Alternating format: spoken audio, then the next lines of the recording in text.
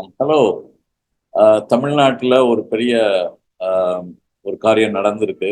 இந்த நான் கடந்த 2 3 நாட்களாக பார்க்கிற செய்திகள் என்னவென்றால், கள்ள சாராயம் குடித்து கள்ளக்குறிச்சி என்ற ஒரு மாவட்டத்தில் கிட்டத்தட்ட 30 பேர் இறந்திருக்கிறதாக அறிய வருகிறேன். அதை பற்றி இங்கே இருக்கிற சகோதரன் ஈசாவை பற்றி அதை பற்றி 2 வார்த்தைகளை சொல்லுவார். இந்த மாதிரி லைசன்ஸ் இல்லாமல் நடக்கிற லிக்கர் ஷாப்ஸ் தமிழ்நாட்டில் மட்டும் இல்லை, அநேக மாநிலங்கள்ல நடக்குது. அந்த இந்த இந்தியாவில் இந்த காரியங்கள்லாம் மாறணும். நம்ம பீப்புள்ஸ் இன்சைட்டில் இதை பற்றி நம்ம எப்படி தேசம் நல்ல நாடாக மாற வேண்டும். இந்த மாதிரி கலாச்சாரங்கள் அல்லது விபச்சார காரியங்கள், இன்னும் அநேக கரப்ஷன் ப்ராக்டிசஸ், பிரைபரி, லஞ்சம் கொடுக்கறது, இது மாதிரி அநேக காரியங்கள் நடக்குது. நாம் இந்த பீப்புள்ஸ் இன்சைட் சேனலில் நம்ம என்ன சொல்ல வருகிறோம் என்றால், குடும்பம் வரைக்கும் ஒரு நல்ல தேசத்தை நாம் காக்க அல்லது புதிய பிகினிங் நடக்குவதற்காக நம்மளுடைய விருப்பங்களை தெரிவிக்கிறோம்.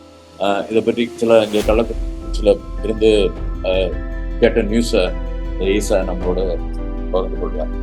பேசுவோம். எல்லாருக்கும் ஸ்தோத்திரம்.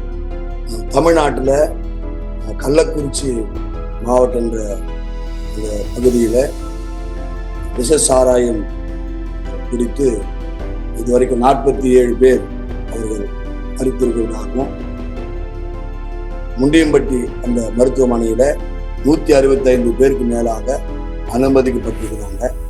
அதில் 30 பேருக்கு மேலாக ரொம்ப மோசமான ஒரு சூழ்நிலையில இருக்கிறாங்க. இப்படிப்பட்டதான இந்த சூழ்நிலையில தமிழ்நாட்டில் இப்படிப்பட்ட சட்ட விரோதமாக செயல்படுவதான இந்த காரியங்கள்லாம் நடந்து கொண்டிருக்கிறது.